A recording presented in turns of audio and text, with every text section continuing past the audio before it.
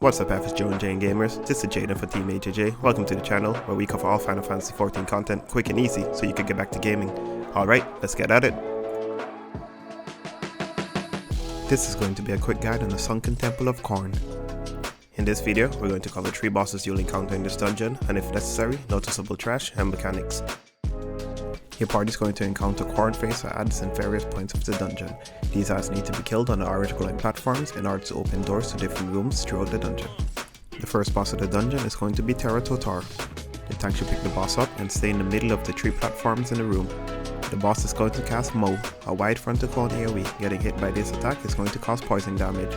Like always, simply move out of the area to avoid the damage. The boss will also cast Frightful Roar, a point blank circular AoE. Simply move out of the area to avoid the damage. Getting hit by this will cause a physical vulnerability debuff. Finally, the boss will cast Mortal Flay, filling the room with an orange light and infecting every player with the Doom debuff. The party will have to run on an orange glowing platform to remove the debuff. Be aware that which platform remains glowing changes every couple of seconds. Dung West will also spawn during this fight. Make sure to focus on these adds as fast as possible. These adds have an ability called Fatal Sting, and as the name states, this attack is fatal. Rinse and repeat until the boss is down. Next up is going to be Temple Guardian. The tank should pick the boss up and face him away from the rest of the party. Range and healer should keep maximum distance from this boss when possible. Before the party can damage the boss, you'll first have to destroy the Golem Soul Gem in his chest. This will stun the boss for a short period of time and make him susceptible to damage. The boss is going to cast Boulder Clap, a large frontal cone AoE. Simply move out of the area to avoid the damage.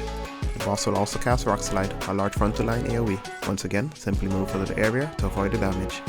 Occasionally, the boss will run over to a random player and knock them back, causing a 3-second stun. Focus on your distance with this boss and he shouldn't pose much of a problem.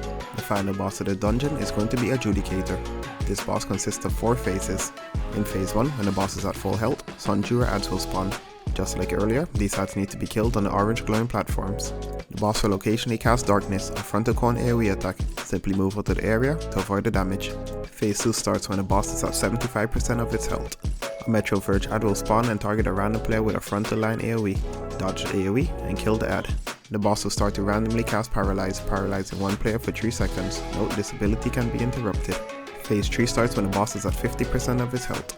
The boss will start to cast Creeping Darkness, causing group-wide AoE damage. Once again, a Mithril ad will spawn, this time inside of a square of dark light. After a few seconds, the ad will be encased within a box of light.